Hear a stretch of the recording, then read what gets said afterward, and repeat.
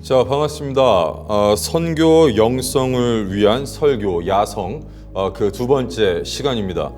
이번 시간에는 성경에 나타나는 쓰임받는 파이터들의 두 가지 원칙을 살펴볼 텐데요.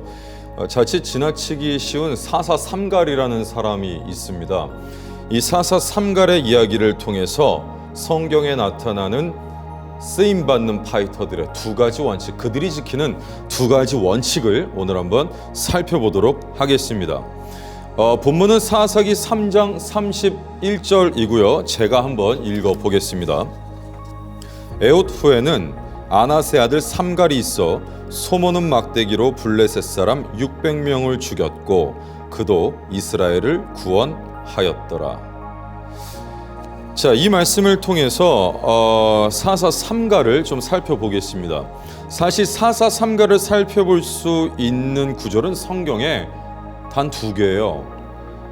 오늘 읽어본 3장 31절이고요. 이건 사건 자체를 다루었고 좀 뒤에 가서 5장 6절에도 삼갈에 대한 언급이 있는데 그것은 그의 업적을 회상하는 장면이지 사건 자체를 다루는 것은 아닙니다. 다시 말해서 성경 전체에서 사사삼갈을 볼 수 있는 것은 이 한 절이 유일하다는 거죠.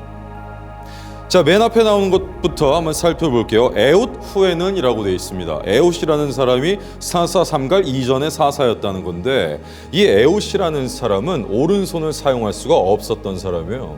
왼손잡이라고 나오는데 중요한 것은 이 당시에 왼손잡이라는 것은 오른손을 쓸 수 없는 사람이라는 이야기입니다. 지금 사회처럼 선택적으로 왼손을 사용한다는 것이 아니라 오른손이 없었거나 굽었거나 그런 의미를 갖고 있는데요. 그 시대에 이스라엘뿐만 아니라 중동 전체는 오른손이 어려움을 겪고 있는 사람은 사람 취급하지 않았어요. 왜? 우리도 이런 얘기 들어봤을 겁니다. 나의 우편에 계신 하나님, 이런 얘기 있죠. 오른쪽을 굉장히 중요하게 생각했단 말이에요. 사회적 약자를 사용하셨다라는 의미로 에훗을 사용하셨던 건데 에훗 후에는 이것은 에훗을 사용하셨는데 그것도 모자라서 삼갈도 이런 어감을 갖고 있어요. 에훗도 모자라서 삼갈도 사용하셨어요. 그러면 이 삼갈은 어떤 사람이었을까? 이름에서 우리가 그것을 유추할 수 있습니다. 아낫의 아들 삼갈이에요. 아낫의 아들 삼갈. 이 아낫이 아나트라고 있는데 아나트라는 것은 이방 신의 이름이에요.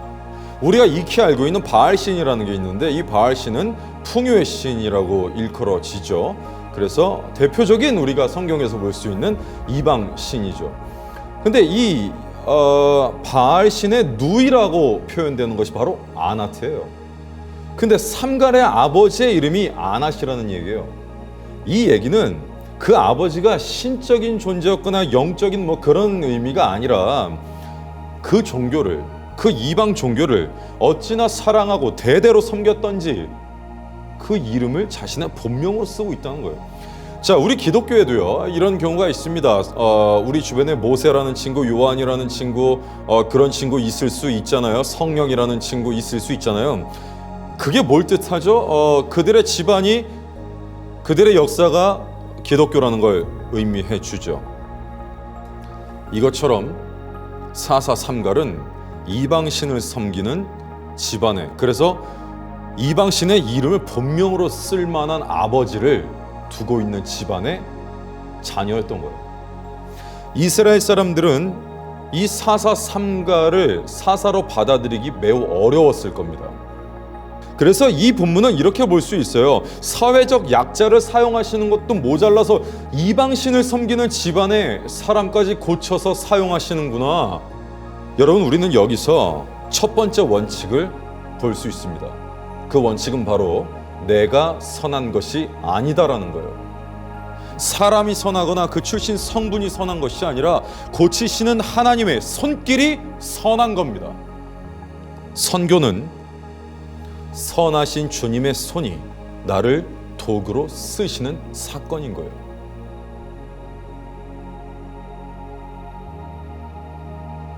두 번째 원칙을 한번 살펴보겠습니다.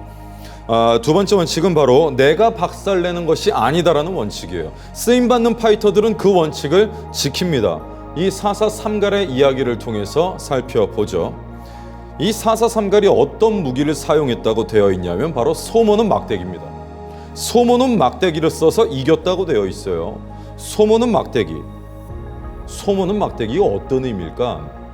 여러분, 블레셋이라는 이 나라는 예로부터 소를 숭배하는 신앙을 가지고 있었고, 우리가 영화 같은 데 보면 고대 사회에서 금송아지라거나 아니면 소상을 만들어 놓고 절하고 사람을 제물로 드리고 이런 것들을 우리가 보게 되는데, 이 뿌리가, 이 근원이 이 지역에서 나타나는 거예요. 소를 숭배하고 소를 신으로 섬기는 그 나라 사람들과 전쟁을 하는데 소를 모는 막대기로서 이겼다는 것은 의미가 있어요. 그런데 더 중요한 것은 막대기라는 단어예요. 여러분, 이스라엘 사람들에게 막대기라는 것은 단순히 지팡이의 의미를 벗어납니다. 가르침, 교육, 교훈, 이런 의미로 사용해요. 실제로 히브리어 중에 라메드라는 글씨가 있어요. 이 라메드라는 글씨가 있는데 이게 지팡이 모양이고 상형 문자로는 교육하다, 가르치다라는 의미를 갖고 있고, 시편 23편에도 하나님의 지팡이와 막대기가 나를 보호하신다는 의미가 도출되어 있죠. 그리고 모세라던가 우리가 상상하는 이스라엘 지도자들의 모습을 살펴보면 지팡이를 가지고 있습니다. 그게 바로 교육, 가르침, 교훈, 이런 의미를 갖고 있다는 것이죠.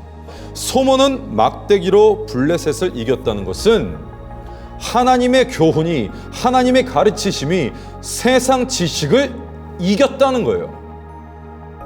다시 말해서 삼갈의 힘으로 이긴 것이 아니라 하나님의 교훈으로서 블레셋의 악을 박살냈다는 것이죠.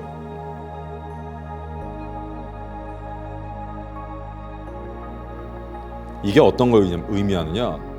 우리가 꼭 비행기를 타고 우리가 꼭 섬겨서 파송을 받거나 그런 형태가 아니다 하더라도, 여러분 곁에 누군가의 심령 안에 어둡게 자리하고 있는 블레셋을 향해서 하나님의 교훈을 전하는 것이 여러분들의 선교가 될 수 있다는 것입니다.